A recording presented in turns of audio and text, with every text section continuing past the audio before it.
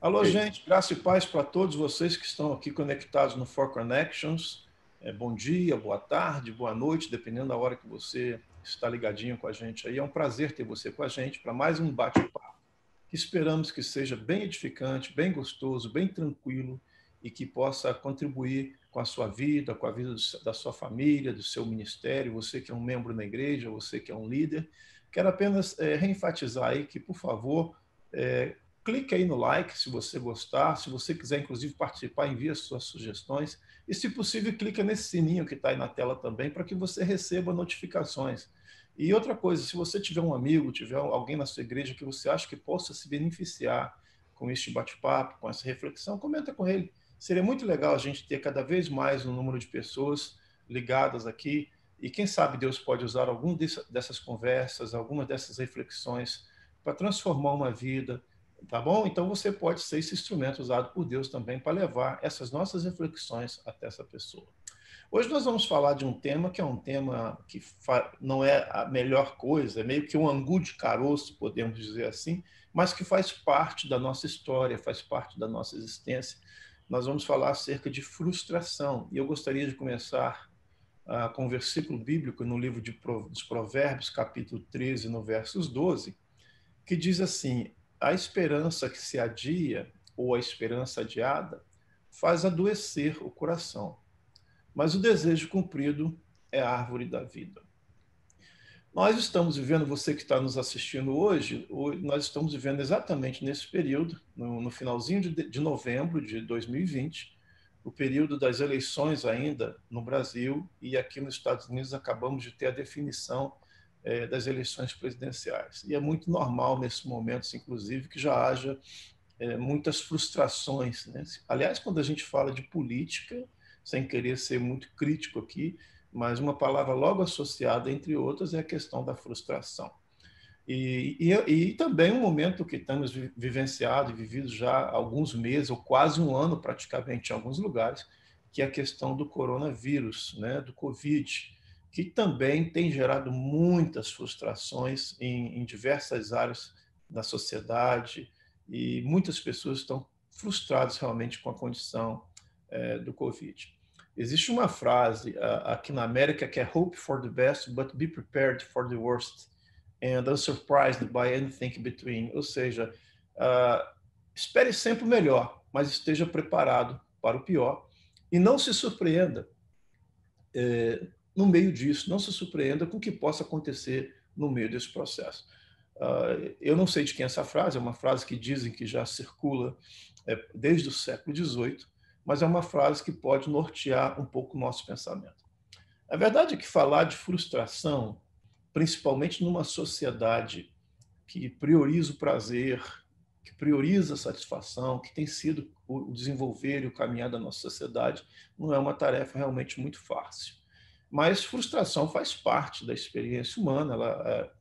Quem nunca se frustrou, gente? Quem nunca se frustrou? O problema é que quando a frustração não é bem trabalhada, ela pode causar alguns efeitos negativos, ela pode inclusive abalar as nossas emoções, ela pode trazer adoecimento na nossa alma e impedir que a gente avance em áreas da nossa vida. Então, considerando que na nossa limitação humana, tá bom? Não estamos aqui depreciando ninguém, mas considerando que na nossa limitação humana seja impossível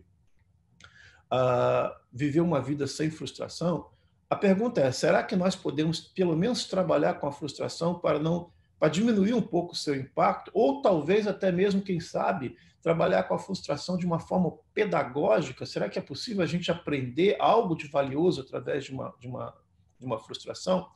Considerando que existem níveis de frustração, né? Há frustrações que são mais corriqueiras, que não vão produzir um dano na nossa vida. Por exemplo, você liga uma TV, a TV não funcionou naquele momento, ou você pediu uma comida no restaurante, não veio bem do jeito que você queria, ou até a derrota de um jogo num time de futebol, que, aliás, o que tem gente mais nessa área é frustrada, a começar pelos botafoguenses e vascaínos que estão aqui presentes nesse momento. É frustração atrás de frustração. Mas são frustrações que geralmente não causam nenhum dano na nossa vida. Agora, há frustrações que são frustrações que nós chamamos de nível suportável, mas há frustrações que que são mais fortes e que, quando não bem trabalhadas, podem, inclusive, pôr fim a um casamento, a um ministério, pode, por exemplo, a uma falência num business, né? Então, eu gostaria de começar aqui já mexendo um pouquinho aqui na água, levantando um pouco a poeira, com algumas perguntas. E se falando da pessoa do líder, da pessoa do pastor, será que o pastor se frustra consigo mesmo? Será que o pastor se frustra com um negócio chamado denominação?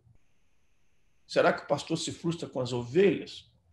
E as ovelhas, será que elas se frustram com os pastores? Dá para medir o nível de frustração, qual que é maior, se é do púlpito para com a congregação ou da congregação para com o púlpito?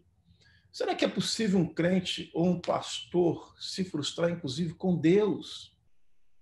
Como lidar com a frustração, por exemplo, que os familiares têm em relação ao pastor por ele ser pastor? E eu tenho trabalhado no consultório, hoje, inclusive, eu tenho clientes assim, que eu estou trabalhando, fazendo terapia com eles, que os filhos e a esposa estão frustrados pelo fato do pai ser pastor. E o contrário também, será que pode acontecer? Um pastor está frustrado com o filho, porque com a filha, com a esposa, né? Porque ele esperava algo mais. Será que algumas das nossas frustrações fazem parte da dinâmica do agir de Deus, ou seja, é algo que Deus trouxe para a nossa vida justamente para nos ensinar algo? Será que o mundo está frustrado com a igreja? E por último, será que é possível Deus se frustrar com a gente? Será que é possível Deus se frustrar com o ser humano? Não queremos, claro, ferir aqui a soberania de Deus, mas será que é possível, de alguma forma, Deus se frustrar com a gente? E é para pensar nisso que nós vamos bater um bate-papo aqui. E todos nós, eu creio que aqui já experimentamos frustração, e nós vamos começar esse bate-papo aqui para tentar clarear um pouco esse assunto aqui. Querido Sérgio, você aí que conforme o senhor Farnes, uma palavra bonita para falar de você, ele fala, o que você fala, o senhor Farnes? Tucano, não, decano, como é que você fala? É decano, tucano. Tucano está mais para mim que para você, Tucano. Ele é decano. Você sabe que uma das minhas frustrações, senhor Farnes, é que eu não consigo memorizar certos tipos de palavras. Eu estou aqui na América, eu tenho uma lista de palavras aqui que eu já estou lutando com elas há 20 e tantos anos, e eu não sei porquê o meu cérebro não funciona. E essa do tucano aí, deucano, é uma delas também em português que eu não consigo decorar.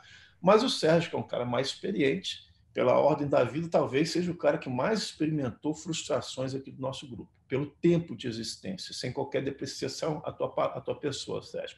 Mas, Sérgio, parece que é impossível, né? Parece que é impossível, por causa da limitação da nossa humanidade, viver uma vida sem frustração.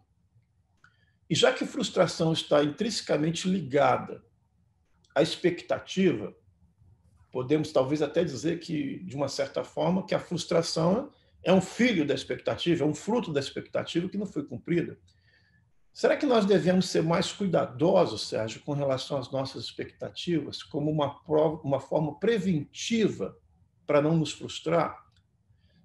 Como trabalhar, Sérgio, na construção, então, de uma expectativa mais saudável, que seja real, legítima, até mesmo atingível, mas que seja mais saudável? E há limites, Sérgio, que um líder, um crente ou um pastor deve ter nas suas expectativas? A gente pode ter, é saudável limitar essas expectativas? O que você acha, Sérgio? Fala para nós aí. Olá, Valmir. Olá, Silfarnes, César, todos os nossos queridos conectados com o For Connections ao redor do mundo, em qualquer dia, em qualquer horário, em que você esteja acessando o nosso programa. Valmir, é um tema extremamente pertinente e a sua pergunta vale milhões de dólares, porque todos nós, de fato, lidamos em algum momento da vida, ou em vários momentos da vida, com o drama da frustração. E você começou muito bem conectando a frustração à esperança. Você leu, inclusive, no texto que você utilizou inicialmente, em Provérbios, o texto que diz que a esperança demorada ou não cumprida enfraquece o coração ou frustra o coração. Então, é impossível falar de frustração sem falar da dinâmica que está por trás dela, que é a esperança não cumprida. E aí você me pergunta, é possível, então, recalibrar, filtrar, trabalhar melhor a esperança a fim de que a frustração não se desenvolva, eu acredito que é não só possível, como necessário. Por exemplo, quando nós olhamos para alguns personagens na Bíblia, a gente percebe que eles teriam tudo para se frustrarem na vida e, aparentemente, não se frustraram. Um exemplo que me vem imediatamente à memória é o de Moisés, que, depois de gastar uma porção robusta da sua vida conduzindo o povo de Israel pelo deserto, ele mesmo foi privado de entrar na Terra Prometida. E a ordem que Moisés recebeu de Deus, todos se lembram, foi que subisse ao Monte Nebo e ali terminasse a sua existência, terminasse a sua carreira, visse a Terra ao longe, mas sem poder entrar nela. Ora, a gente fica pensando, se tem alguém que, do ponto de vista humano, mereceria entrar na Terra Prometida, depois de tanto sofrimento, tantas agruras, tanta dedicação na liderança do povo, seria Moisés. Ele não entra na Terra, mas você não percebe no texto sagrado nenhuma conotação de frustração na fala de Moisés a partir daí. Ele resigna o seu cargo e aceita tranquilamente esse impedimento da sua esperança. Um outro exemplo que a gente percebe na Bíblia é o próprio apóstolo Paulo, né? Paulo terminou a sua carreira praticamente solitário, cumprindo uma pena que não merecia. Ao final foi até assassinado brutalmente pelo Estado por causa disso, mas Paulo termina sua segunda epístola a Timóteo dizendo que estava tranquilo, ele tinha um lema na vida: em nada tenho a minha vida por preciosa, a não ser que eu cumpra a minha carreira e o ministério que eu recebi do Senhor Jesus. Então, eu acho, Valmir, minha maneira de entender, que se alguém quer calibrar a sua esperança para evitar frustração, que o faça a partir do entendimento de quem é Deus na sua vida e o que Deus quer de você. A partir daí, eu não vou dizer que isso vai ser uma vacina absoluta contra frustrações, mas vai diminuir bastante o impacto das frustrações da vida. Jesus, por exemplo, é outro personagem na Bíblia que teria tudo para morrer frustrado. Ele morre na cruz, abandonado pelos seus discípulos, praticamente, traído pela multidão que ele abençoava com milagres, mas ele morre tranquilo, morre sereno, morre sem nenhum sinal de frustração. Então, Valmir, eu diria assim, é possível se frustrar com tudo na vida, não só o ministério, mas a vida, de uma forma geral, está sempre oferecendo oportunidades para frustrações com esperanças não realizadas. Agora, que essas esperanças, que são a fábrica da frustração, quando não cumpridas, sejam fundamentadas em Jesus, em Deus, no propósito do Senhor, no fato de que nós entendemos quem Deus é e o que Ele quer de nós. A partir daí, eu acho que fica mais fácil lidar com as frustrações quando as esperanças não se realizam. Valeu, Sérgio. Muito obrigado aí pelo comentário. Querido César, um pastor que não consegue gerenciar, César, as suas frustrações, será que ele pode trazer dano não apenas a si próprio, mas também à sua família, ao seu ministério e até ao seu rebanho, no caso? E eu queria trazer um exemplo para você conversar um pouquinho, se você quiser. Não precisa ter o exemplo, mas eu quero até só trazer esse exemplo. Por exemplo, será que a história de Caim seria diferente se ele não tivesse uma expectativa de ser aceito na sua oferta, uma expectativa diferente? É claro que o texto a gente entende que não envolve apenas frustração, ali já envolve provavelmente já uma desobediência, um sentimento talvez de ciúmes ou inveja. A Bíblia é clara em dizer que antes de Deus não se agradar da oferta, Deus já não havia se agradado de Caim. Mas a verdade é que parece que Caim foi com uma expectativa naquele sacrifício, naquela oferta que ele havia feito, perdão, naquela oferta que ele havia feito, e por não receber aquilo que ele esperava, infligiu ao ponto até mesmo dele chegar a matar o seu próprio irmão. E eu queria fazer uma ligação disso de uma forma um pouco que metafórica com a nossa relação hoje. Será que quando a gente não sabe lidar com as nossas frustrações, é possível que nós, inclusive nós pastores que estamos ali para ajudar as vidas a serem edificadas, alimentadas, será que é possível que nós possamos contribuir para a morte dos nossos irmãos em alguma área por causa das nossas frustrações? Será que, inclusive, nós podemos, por causa de uma frustração, causar a morte de um relacionamento ou causar uma ruptura de um relacionamento, que foi a consequência final do que aconteceu com Caim? Foi uma família totalmente dilacerada, com a morte de um filho e com outro filho sendo excluído da convivência familiar. O que você acha, César? Será que o mau gerenciamento de uma frustração pode fazer com que nós sejamos transformados em instrumentos que, além de não estar produzindo vida, possamos estar causando separações e morte? Bem, bom dia, pessoal. Boa tarde, boa noite. Para quem está ouvindo dos horários alternativos e dentro das suas possibilidades. Prazer, mais uma vez, estar aqui com vocês todos, né? Para mim é impossível viver sem frustrações, ao construir uma vida toda sem se frustrar. Esse episódio que você traduz para nós e a pergunta que você faz sobre se por conta das frustrações eu posso, até como pastor, matar alguém, num sentido, é bom lembrar que a língua é um instrumento que fere muito mais e talvez possa produzir morte, tanto quanto Caim produziu em Abel. Talvez não uma morte física, mas uma morte relacional, ou até mesmo a morte da esperança, dependendo de quem seja a pessoa e quem seja o pastor em questão, né? A frustração é uma realidade. Eu nem sei se os meus pares aqui, meus amigos, vão entender exatamente isso, mas, por exemplo, quando Jesus faz a sua oração, citando Jerusalém, quando ele diz: Jerusalém, Jerusalém, quantas vezes quis aninhar-te como a galinha aninha seus pintinhos, e vocês não quiseram.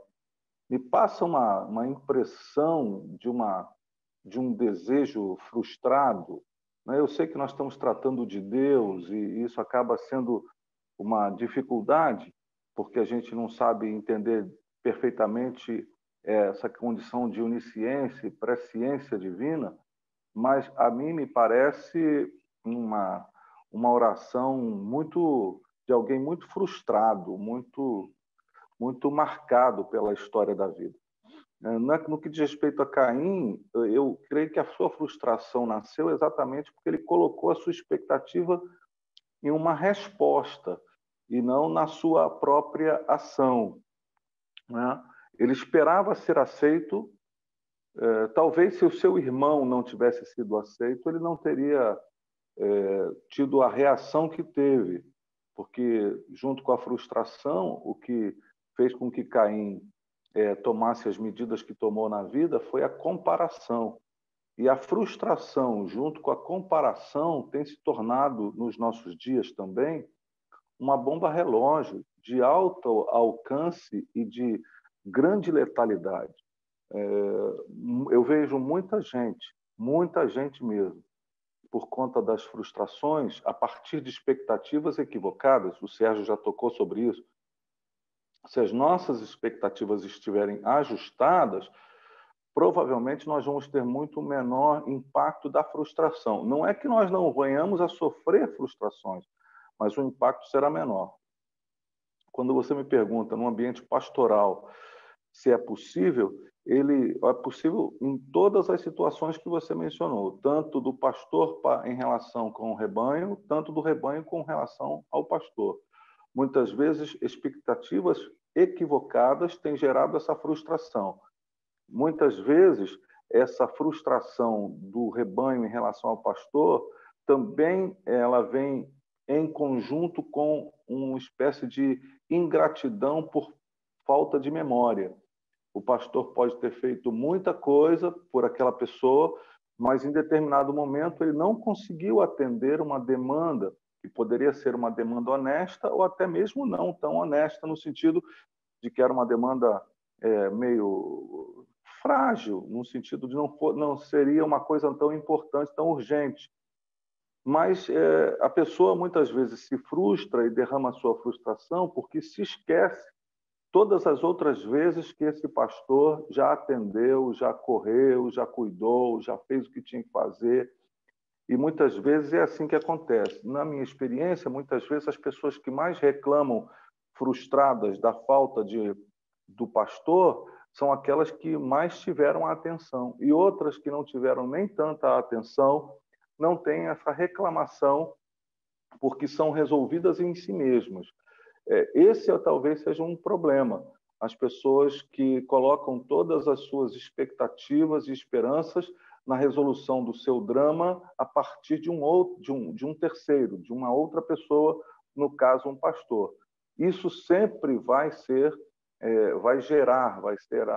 o útero das frustrações mais dilacerantes. É quando as nossas expectativas, como disse o Sérgio, estão colocadas no lugar errado, da maneira errada em relação a uma outra pessoa. É possível que o pastor também se frustre com o rebanho? Sim. Nesse tempo em que muitas pessoas dizem ouvir Deus, e geralmente Deus está falando com as pessoas que vêm falar conosco, que Deus mandou elas irem para outro lugar, ela pode se frustrar também com as pessoas e até mesmo com Deus. Um pastor pode se frustrar com Deus quando as suas expectativas estão equivocadas, quando ele não entende efetivamente que Deus ele pode estar controlando, inclusive, essa situação. Há muitas frases de efeito sobre isso, né? Quando as pessoas se afastam de você, não são as pessoas, mas o próprio Deus que está te livrando de algumas circunstâncias e algumas situações. Mas seria uma desumanidade achar que nós, de alguma forma, não tenhamos frustrações em todos os ambientes da vida. Somos humanos, como todo mundo sabe, é uma coisa comum, à humanidade. O que me inquieta é pensar que até o próprio Senhor Jesus, quando faz essa oração sobre Jerusalém, será o que nós estamos encaminhando a nossa vida, como nós estamos encaminhando a nossa vida, a ponto de, talvez, não estou dizendo frustrar Deus na sua grandeza, na sua soberania, na sua onisciência, mas na sua humanidade, quando ele se faz homem. E isso é uma questão que a gente precisa pensar. Mas nós não vivemos sem frustrações em qualquer que seja o ambiente da nossa vida. Silvano, César tocou numa palavra aí que é a palavra crucial, né? Quando se fala de, entre outras coisas, de frustração, que é a palavra comparação. A gente sabe que comparação é algo que pode ser muito destrutivo em diversas áreas da nossa vida, porque a comparação, em linha geral, normalmente são injustas. É impossível você comparar pessoas, comparar igrejas, comparar ministérios, porque as situações, por mais similares que sejam, não são idênticas, né?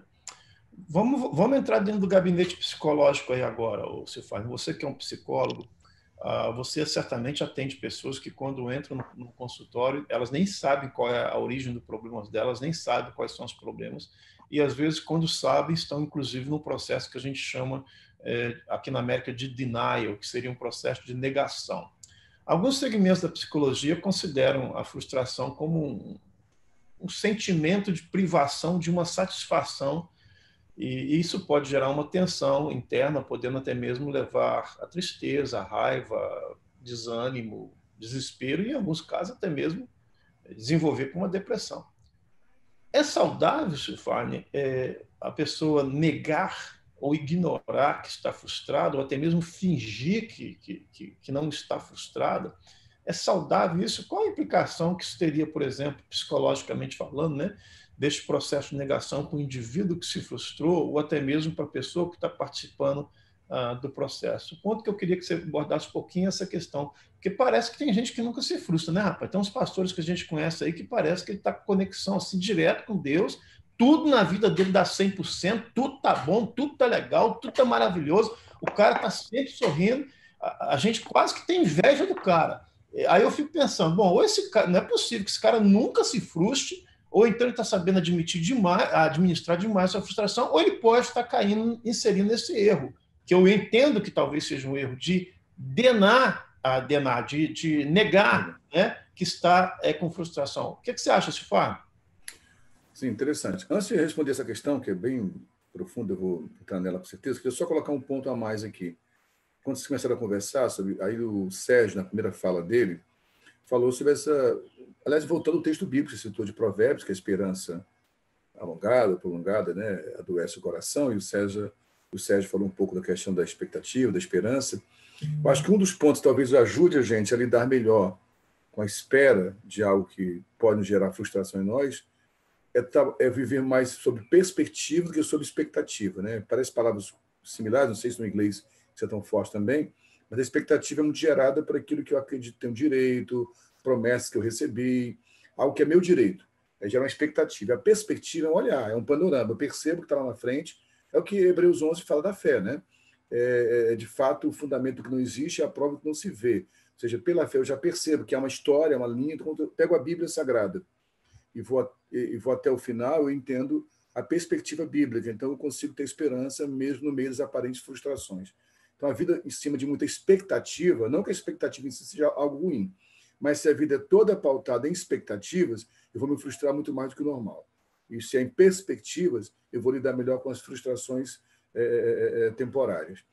E sobre a questão emocional, interessante isso, Valmir. Também aqui tem muita gente que nega, né? Não me frustro nada, eu encaro tudo na boa, não tenho problema, não tenho sofrimento, negando a tristeza, a angústia gerada pela frustração. É que nem casamento, por exemplo, abrindo parênteses aqui. Nós todos aqui estamos já com pelo menos 30 anos de casados, né? E às vezes eu converso com alguém que está há 20 anos casado, 30 anos casado, eu nunca discuti com a minha esposa. Eu falei, então não casou, pô. Como é que alguém está 30 anos casado, nunca discutiu, nunca brigou, nunca teve uma discussão? Então não teve casamento. Alguém se anulou aí. São coisas normais da vida. Então, alguém que está com 20 anos, 10 anos, 30 anos, 50 anos de vida e nunca se frustrou, é inumano. Essa pessoa não existe. Frustração faz parte do processo humano. E negar a frustração, como negar a tristeza, já é em si só adoecedor, sim, meu amigo, né? Tem um desenho que é muito legal, que em inglês é Inside Out, né, que em português é o Divertidamente, que é muito legal esse desenho, que ele aponta as emoções ali, como elas são necessárias para entender e lidar com elas. Houve um tempo que a psicologia lidava com emoções positivas e emoções negativas. Hoje entendemos que não há emoções negativas. Todas as emoções são positivas e são necessárias. Como eu lido com elas é que pode ser positivo ou negativo. Então, a frustração faz parte do desenvolvimento humano. Aliás, nós precisamos de frustração até um certo nível, né? A criança, por exemplo, nas primeiras fases do desenvolvimento humano, precisa de alguma frustração, principalmente nos primeiros anos da vida. Uma frustração trabalhada com saúde, né?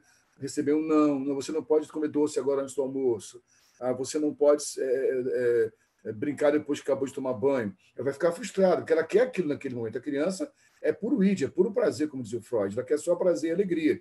Então, dizer um não, muitas vezes, é frustrar. E até certo ponto, essa frustração é necessária para desenvolver resiliência. Por exemplo, uma das questões mais fortes nessa geração, inclusive, meus amigos, tanto nós como psicólogos, todos como pastores, estamos lidando com isso, é uma geração que sofre terrivelmente porque tem um baixíssimo nível de tolerância à frustração. O mínimo não já serve como desgraça. Vou dar um exemplo. Todos nós quatro aqui viemos de famílias humildes. E nós aprendemos a brincar inventando nossos brinquedos, não é verdade? Eu brinquei muitas vezes com barro, com lata de leite ninho, né, o merchandising aqui, que virava carrinho. E você improvisava e criava, só que era um mundo assimétrico, não era perfeito. Você inventava o seu brinquedo ali. No mundo digitalizado hoje, tudo é muito simétrico, tudo é muito perfeito, né? Por exemplo, jogar futebol. Jogar uma partidinha de futebol. Teu time está tomando de 4-0 e o jogo dura meia hora. Sinto muito, tem que jogar meia hora mesmo. Vai tomar de 5, de 6, de 7. No jogo eletrônico, está perdendo, você elimina o jogo, deleta, reseta e começa de novo. Então, não há chance de se frustrar. Esse mundo sem frustração está adoecendo essa geração. Então, a frustração excessiva é patológica, mas a sensação de nunca ter frustração talvez seja mais adoecedora ainda. E aí, falando finalmente aqui, para encerrar a minha fala, para não ficar prolixo aqui, falando para líderes, para pastores, isso é mais sério. Nós sabemos disso, nós somos gerados numa estrutura ministerial, né? Metodista, Wesleyana e Assembleia de Deus também, que eu vim um tempo na Assembleia, onde, pelo contrário, a gente era estimulado a tem que sofrer, pastor sofre, havia até um excesso nisso. Mas no final do século XX surgiu uma onda dos pastores, e principalmente depois da virada do milênio, dos pastores popstars, estão sempre tudo muito bem com eles, sempre com o melhor carro, com a melhor roupa, e está sempre dando certo, a escada do sucesso, a escada do êxito, o sinal de um pastor bem-sucedido está muito bem, onde surgem as comparações que você falou, Valmir. Então, o que acontece com isso?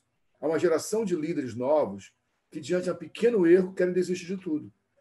Nós vamos errar muitas vezes, vamos falhar várias vezes, vamos nos frustrar algumas vezes, vamos aprender com isso. Então, na verdade, como eu lido com a frustração vai determinar o quanto eu estou saudável ou não para crescer como ser humano até alcançar a maturidade. Então, negar a frustração talvez seja um dos piores adoecimentos desse século, é o que está levando os jovens à depressão e até o suicídio de muitos jovens que não suportam a mínima frustração. Então, que nós possamos voltar para a cruz, lidar com as perdas, lidar com a falta faz parte do processo da vida, há coisas que nós nunca vamos ter, que foram perdidas mesmo, eu vou ter que lidar com isso, como um amputado, muitas vezes, que vai conviver a sua vida inteira sem aquele membro, sem aquele órgão, mas sendo humano plenamente, mesmo tendo a falta daquilo que não lhe é pleno.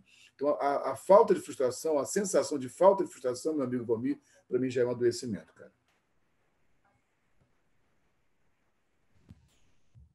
Ô, Silfarne, essa pergunta tem muito a ver com aquilo que eu ia perguntar, na verdade, agora com o César, rapaz. Eu gostei muito de você, já fez basicamente uma introdução aí. Eu queria saber só se o César quer fazer um arremate.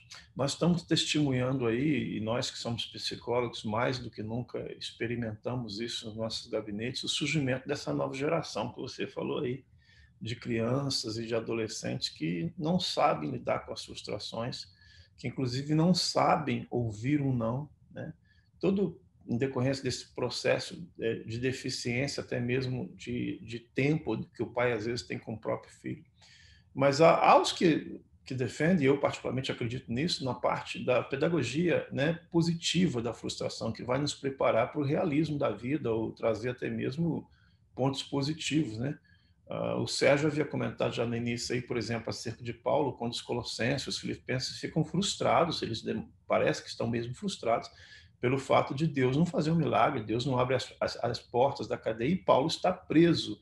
Mas aquilo depois vai reverter em pontos positivos, porque é através daquela prisão que Paulo vai ter a oportunidade de pregar para a guarda pretoriana, depois ele vai falar até dos irmãos que estão na casa de César. Enfim, a gente consegue ver que existe um ponto, às vezes parece que em algumas casas existe um ponto positivo nas frustrações e até pedagógico. A pergunta, César, é aí no meio nessa linha que o Silfarne está falando aí, será que a gente, às vezes, pastores, hoje, nós também não estamos manifestando alguns sinais dessa geração dessa nova geração de crianças e adolescentes? Ou será que nós estamos com a nova geração? E, por favor, não me entendam mal os pastores aí que estão me ouvindo, não estou dizendo que com isso são os pastores que estão chegando agora, os mais novos, não, estou me incluindo nisso também. Será que nós já não estamos pertencendo a uma geração em que a gente está sendo pastores muito infantis, muito criancinhas, muito adolescentezinhas, em que sempre estamos muito frustradinhos quando o nosso Deus Pai nos diz não, porque Deus fala não para a gente, né, César? Fala ou não fala? Você já recebeu alguns nãos de Deus, não já, César? Com certeza. E, assim, os nãos de Deus, eles vêm, claro, com um complemento extraordinário. Eu posso citar o apóstolo Paulo, quando ele por 3 vezes ora acerca de um espinho na carne, que ninguém tem muita consciência acerca do espinho, né? Que seria esse espinho na carne, mas ele diz que é um mensageiro de Satanás. E ele disse que orou por 3 vezes, né? Imagina como é que Paulo está se sentindo com aquela situação. E a resposta de Deus é: a minha graça te basta, porque o meu poder se aperfeiçoa na fraqueza. Então, dentro disso, eu acho que o ser humano, não é só o ser humano de agora, não. Agora, o Silfarne tem razão quando ele diz que as coisas se exasperam, né? Elas vão além de qualquer realidade, né? Porque nós estamos vivendo um mundo virtual, e ele está em paralelo com o mundo real, em constante paralelo, e parece que há uma disputa entre o que é virtual e o que é real. No ambiente virtual, que vem trazendo toda a sua simetria, como disse o Silfarne, toda a sua beleza, toda a sua capacidade, nós nos tornamos super-homens, nós nos tornamos pessoas inabaláveis, nós nos tornamos pessoas intocáveis, de certa forma. E isso, claro, não acontece só com os pastores, jovens pastores. Eu, na minha própria experiência, na experiência de algumas pessoas que conheço, a gente vai percebendo a frustração. E frustração, assim, de coisas até objetivas. Quem aqui nunca teve... Por exemplo, eu vou dar um exemplo meu, no sentido Porque eu também não tenho vergonha dessa exposição, não. Todo mundo sabe que eu sou meio fratura exposta nesse sentido. Mas eu vou dar um exemplo. Alguns anos atrás, eu estava orando a Deus, né, falando sobre a questão até mesmo das finanças, das contas da igreja. Quem não é pastor não sabe do que eu estou dizendo agora, porque parece que eles têm a impressão, até por conta dessa imagem de sucesso que se expõe, que os pastores não têm limitações. Mas os pastores que lidam com o rebanho de maneira mais bíblica e natural e tranquila, têm as suas demandas, não pessoais, as demandas do próprio rebanho, da própria igreja, as contas para serem pagas. E foi um momento que já estava dentro dessa atual crise financeira, que já tem um tempo longo, né? Nós já passamos por esse é o terceiro governo já em crise, né, financeira no mundo todo, e eu me lembro de estar orando, Senhor, numa caminhada dessa, né? Senhor, abençoa, Senhor, abre portas, Senhor, não nos deixa passar essas grandes dificuldades. Passar dificuldade faz parte, mas nos ajude aí. É uma oração de pedido de ajuda. Cheguei na igreja, fizemos o culto, foi bem bênção e tal. No final do culto, um irmão que era assim, tinha uma posição alta em termos profissionais, tinha um salário, um homem muito fiel, né, a Deus nos seus dízimos e ofertas, nos seus compromissos, me procura e fala, eu preciso falar com o senhor, pastor. Eu falei, pois não, meu irmão, o que está acontecendo? Ele fala assim, a crise me alcançou, eu fui demitido. Aí eu assim, imediatamente, eu levei meu pensamento a Deus, não falei com ele, eu falei, o senhor está de brincadeira, eu peço para o senhor aumentar, assim, ajudar a gente nas finanças. E a resposta que eu recebo imediata é que um dos principais investidores da igreja, pessoas que participam financeiramente da igreja, ele está agora fora do mercado de trabalho, sem expectativas por causa da idade. Então, Senhor, me ajuda. Quem nunca teve, quem nunca fez uma oração dessa? Por exemplo, quando você está lá orando por um enfermo, com toda a sua dedicação, alguém que você de fato ama, que você gostaria que visse Deus curar, você sabe que Deus é todo-poderoso e uma palavra de Deus pode mudar aquele quadro. Você ora por aquela situação e a situação não muda, e, pelo contrário, nas últimas semanas, fizemos até um programa em homenagem ao pastor Elias Aguiar, meu amigo, muito próximo, meu querido amigo. E a gente orou, o Brasil orou, muita gente orou, e de repente a notícia chega. O Elias foi embora, foi para a eternidade viver com o Senhor. Para ele é muito bom, mas para a gente que fica aqui, a família, os netinhos, é sempre uma dor. Por que Deus não atendeu essa oração? Existem coisas, Jomir, e eu preguei um pouco sobre isso, maturidade, como você disse, sobre essa meninice de estar sempre inquieto com essas questões, maturidade tem a ver com entender que você é incapaz de entender a mente de Deus. Paulo diz, a profundidade das riquezas e do conhecimento, quão insondáveis e inescrutáveis são os seus pensamentos, quem pode entender a mente de Deus? Ou seja, ninguém pode entender.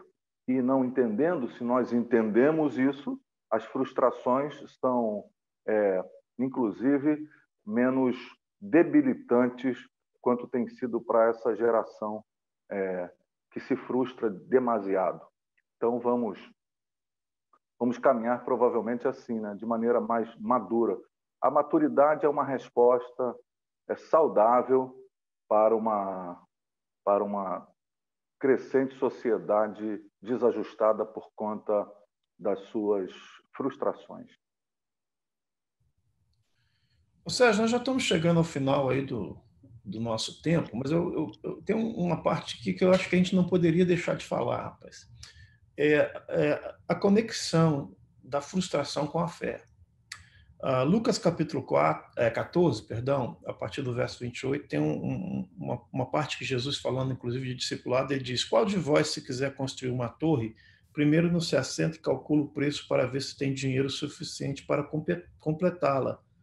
Pois se lançar o alicerce e não for capaz de terminá-la, todos que a virem rirão dele, dizendo, este homem começou a construir e não foi capaz de terminar. Frustração, às vezes, tem muito a ver com isso, com cuidado na hora de se construir os nossos projetos, aquilo que nós estamos realizando. A pergunta é, Sérgio, ajuda a gente aí, ajuda os pastores que estão ouvindo, os líderes. Quando um pastor se sente frustrado, é sinal de que faltou fé, Sérgio? O que eu quero dizer é o seguinte, expectativa é um sinal de fé, quando a pessoa tem expectativa é porque ela tem fé, quando ela não tem expectativa é porque ela não tem fé, e outra coisa, a falta da expectativa seria um sinal de uma mediocridade espiritual, a pessoa se frustrou porque ela não teve fé, talvez ela teve um desejo, uma vontade, mas não foi exatamente fé. O que eu quero colocar aqui é o seguinte, podemos dizer ou não que a frustração é antagônica à fé, Sérgio? Porque eu tenho a impressão que às vezes as pessoas ficam feridas com isso, ficam até perdidas, pensando, poxa, eu estava esperando isso, eu criei que isso ia acontecer. Então, se não aconteceu, eu estou frustrado. Se eu estou frustrado é porque eu não tive fé. O que é que você acha? Existe uma inter-relação entre frustração e fé, Sérgio? Valmir, meu querido, você usou uma palavra aí fantástica e eu quero usá-la também para tentar acessar essa pergunta que é muito cara, muito importante e muito pertinente, claro, a todos nós, né? Frustração e fé. Você usou a palavra plataforma, né? Você citou o texto do Evangelho onde Jesus, que é o autor e consumador da fé, quer dizer, um especialista, ninguém sabe mais de fé do que Jesus, né? Mas ele também falou sobre o realismo como uma plataforma para a fé. Ele disse, você citou aí o texto, se um indivíduo quer construir uma torre, né, faça os cálculos, seja realista. Ou se ele vai sair para a guerra contra uma determinada oposição, que ele primeiro cheque realisticamente se ele dispõe dos recursos para esse enfrentamento. Soldados, munição, e suprimentos e tal. Para que não aconteça que ele, em nome da ousadia, em nome da galhardia, se frustre. E aí a questão é, nós somos realistas com os nossos alvos na vida? Será que em nome da fé nós não sacrificamos a plataforma do realismo? É importante que a gente seja realista sim. E eu acho que em momento algum o realismo sabota a fé. Pelo contrário, eu acho que o realismo até oferece uma plataforma sólida para a fé que eu vou executar ou praticar sobre essa plataforma do realismo. Preciso saber o que eu tenho na mão, preciso saber quem eu sou, saber quem Deus é, saber qual é a minha circunstância, para me munir de uma plataforma realista. O Silfarne usou uma palavra também muito interessante para essa dinâmica, que é a questão da perspectiva. Não é? A gente, às vezes, investe muito em expectativa, em nome da fé, em nome da esperança, em nome da conquista, em nome das capacidades de Deus, quando o próprio Deus, em Jesus, está dizendo, não, peraí, gente, sejam realistas primeiro, não joguem a conta para mim, não joguem essa conta no meu colo, né? Para depois se frustrarem porque eu não fiz o que vocês, inadvertidamente, deixaram de calcular da maneira sábia. Deus nos deu fé e nos deu um cérebro também para discernir a vida. Então, é importante que a gente, primeiro, entenda que fé e frustração não precisam habitar o mesmo coração. Eu preciso começar com a plataforma do realismo. E quem disse isso não foi um pastor conservador, não foi um líder tímido na sua fé, foi Jesus, autor e consumador da fé. Ele está dizendo, seja realista, avalie os seus recursos, saiba quem você é. Por exemplo, eu não posso aqui, em nome da fé, de repente me envolver numa dívida com a igreja e comprar um prédio de 30 milhões de dólares, mas Deus vai me dar essa vitória e tal. Mas espera aí, gente, qual é a minha realidade? Qual é a realidade do meu povo? Nós estamos no meio de uma pandemia, não é tempo de empreendimentos absurdos, não é tempo de provocar o meu povo a ofertar de maneira ousada, porque os membros da minha igreja estão preocupados com a sua própria sobrevivência agora. Então, percebe? Então, eu acho que a gente pode economizar muita frustração, Valmir, se nós atendemos a palavra do autor e consumador da fé sobre a importância do realismo na vida. Não é falta de fé, é apenas usar o cérebro que ele nos deu para acessar a vida com sabedoria. E em cima do realismo, agora eu sei que eu tenho, conheço a minha dificuldade, conheço meu inimigo, conheço meus recursos, agora eu vou praticar a fé. Bom, gente, nós já estamos terminando, mas eu gostaria apenas de fazer um resumo rápido do que já foi falado aqui. É impossível não se frustrar, O que fazer, então? Não deixe a frustração te parar, continue sonhando. Estou resumindo basicamente o que os colegas disseram aqui, né? Não deixe a frustração diminuir a sua fé e não acreditar que Deus está no controle. Calibre as suas expectativas, mantenha o seu foco adequado, aprenda no processo pedagógico da frustração. Não fique esperando recompensa humana, simplesmente. Colossenses 3:23 diz: tudo que fizerem, façam de todo o coração, como para o Senhor e não para os homens, sabendo que receberão do Senhor a recompensa da herança. E se foque mais na perspectiva do que na expectativa. Eu queria que o Farney vai estar terminando orando para a gente, mas eu queria que o Farney desse um tapinha rápido, falando só sobre a questão da projeção, Sr. Farney. Você, como psicólogo, você sabe muito bem que muitas das vezes nós, pais, temos uma tendência de projetarmos nos filhos aquilo que nós gostaríamos de ser. E se tem uma coisa que gera frustração no coração de alguns pastores, é quando eles veem que os seus filhos não estão no ministério. Eles gostariam que seus filhos fossem pastores, gostariam de ver seus filhos nas igrejas, gostariam... E isso gera frustração porque eles projetam nos filhos a sua própria vontade, os seus próprios sonhos. Fala um pouquinho só para a gente disso daí, Sr. Farney, sobre como que um pastor deve lidar com essa questão da projeção, para ela não se tornar uma frustração. E, por favor, ore encerrando para a gente. Amigo, a gente viu mais uma vez que a gente está sempre pego nessa armadilha do tempo, né? A gente acha que o papo é um papo que vai fluir rápido e o papo é bom demais, dá vontade de continuar.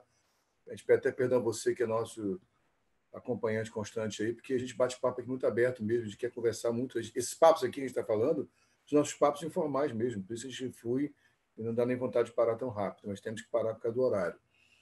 Então é isso mesmo, essa projeção que os pais fazem sobre os filhos causa muito adoecimento, tanto nos pais como nos filhos, né?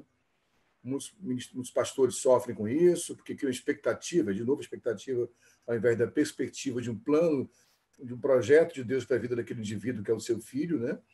E que é a expectativa do filho sucedê-lo no ministério, e às vezes o filho tem outro chamado, outra vocação, e não necessariamente será um pastor. Alguns pais se frustram quando os filhos mudam de ministério, mudam de denominação, de igreja, não caminham mais sob a liderança dos pais na igreja local. Então, são tantas frustrações nessa área por projeções.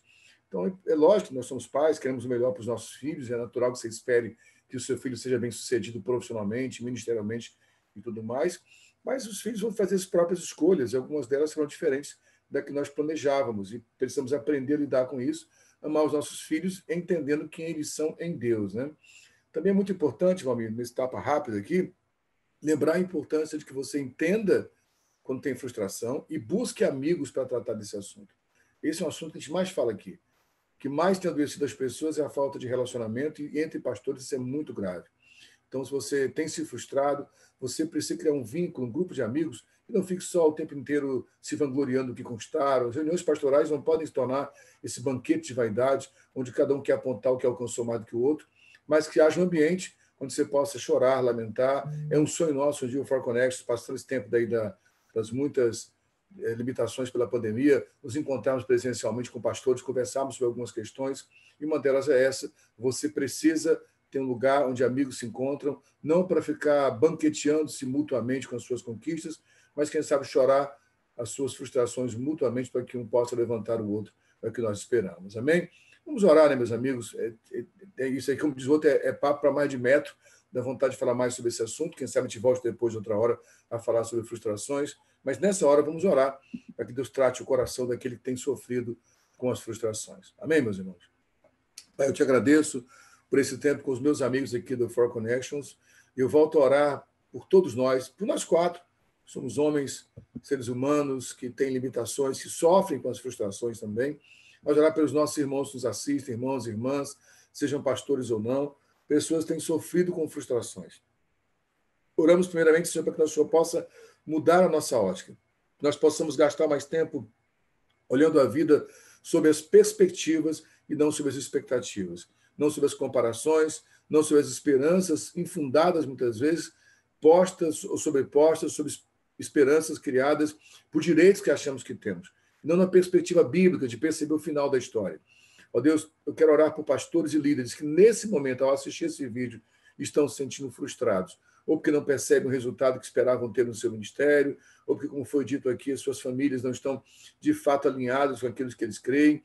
Quaisquer que sejam os motivos, que geram frustração. Eu oro para que o Espírito Santo traga novo ânimo ao coração desse irmão. Assim como aqueles apóstolos que estavam no barco já cansados de remar contra o vento contrário, a ponto de decidirem não mais remar, entregar os pontos. E o Senhor chega andando sobre as águas e diz para eles: sou eu, não tenham medo, tenham bom ânimo. Deus renova o ânimo desse irmão. O profeta Isaías diz que o Senhor multiplica a força daquele que não tem nenhum vigor. Então, só o Senhor pode multiplicar zero, Deus. Só o Senhor pode multiplicar o que não existe. Multiplica a força daquele que não tem nenhum vigor mais, para que ele seja renovado no Senhor e viva um tempo de milagre. Assim oramos e cremos, Pai, em nome de Jesus. Amém? Deus abençoe a todos. Valeu, Valmir.